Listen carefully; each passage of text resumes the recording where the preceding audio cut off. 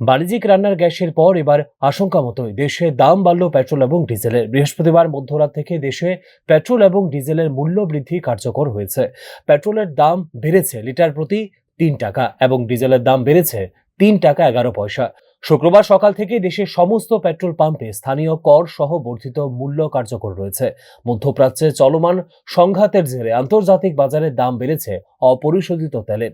স্বাভাবিকভাবেই এতে করে পেট্রোপণ্যের মূল্য সারা বিশ্বে বেড়ে চলছে। আমাদের দেশের প্রধানমন্ত্রী এবং রিজার্ভ ব্যাংকের গভর্নর বিষয়টিতে আগেই সতর্কবার্তা দিয়েছিলেন। অবশেষে বৃহস্পতিবার রাতে পেট্রোল ডিজেলের দাম বাড়ানো হয়েছে।